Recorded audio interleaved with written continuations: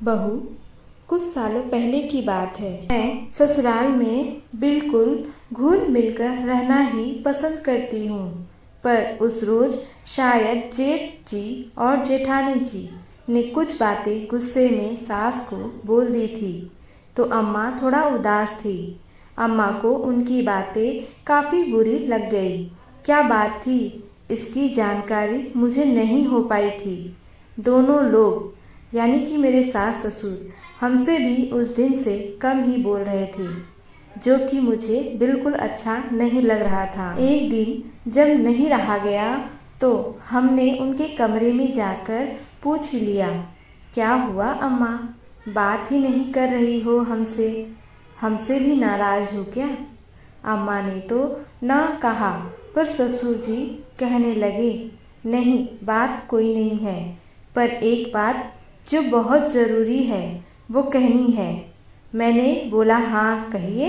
ससुर जी ने कहा, हो सकता है कभी मन में ये आए, बच्चों का खर्च तुम लोगों पर बहुत ज्यादा है, या जिम्मेदारियों के बोझ में इतना ज्यादा दबे हो कि हम दोनों लोगों की रोटी दाल अब संभव नहीं है। तो ये बात मन में नहीं रखना। इस बात के लिए कभी भी घर में ऐसी हरकतें मत करना कि घर में कलह मचे और ये बातें घर से बाहर जाए। हम परिवार में सबसे बड़े हैं, उम्र के आखिरी छोर पर हैं, पर बोझ नहीं बनना चाहते हैं। इसीलिए जब हमें 2 रोटियां देने से मन भर जाए तो हमें चुपचाप बता देना।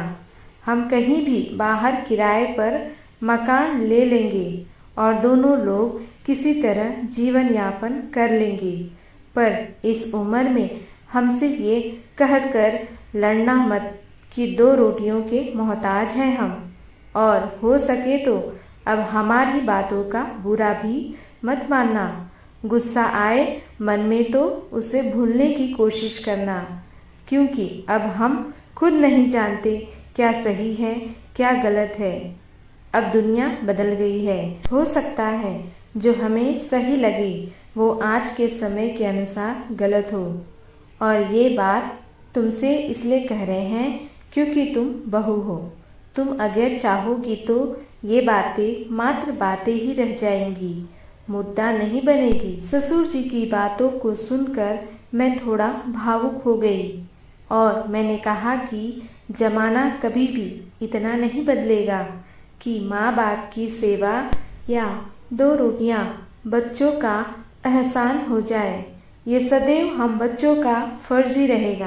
माँ बाप सदैव इसके हकदार रहेंगे। हम इस बदलते जमाने की उन सभी रीतियों को खारिज कर देंगे जहाँ पर माता पिता को 2 रोटियां देना बेटे का एहसान कहा जाए।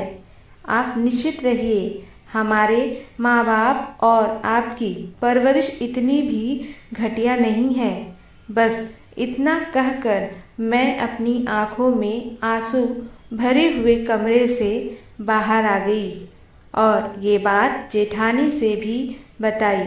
जेठानी को भी काफी बुरा लगा ये सुनकर, और वो भी अम्मा के पास जाकर उनसे इस तरह की बातें न करने को कहने लगी। यूं तो अब पिछले 4 सालों से यूं तो मैं अपने परिवार से दूर ही रहती हूँ, पर फिर भी आज भी वो एक एक बात मुझे बखूबी याद है। मेरे भोजन में मेरे माँ बाप का हिस्सा निकलना सदैव मेरा सौभाग्य रहेगा। क्या पता उनके आशीर्वाद से ही हम 2 रोटियां कमाने खाने के लायक हैं। दोस्तों, आपको क्या लगता है, माता पिता के आशीर्वाद और उनको 2 रोटियां देने से ही आप आगे बढ़ रहे हो या आप कमाने में सक्षम हो? दोस्तों, कमेंट बॉक्स में कमेंट करके ज़रूर बताइएगा। वीडियो अच्छी लगे तो एक लाइक ज़रूर करें। चैनल पे न्यू हो तो चैनल को सब्सक्राइब कर लें, जिससे आपको लेटेस्ट अपडेट मिलती रहेंगी। वीडियो देखने के लिए धन्यवाद।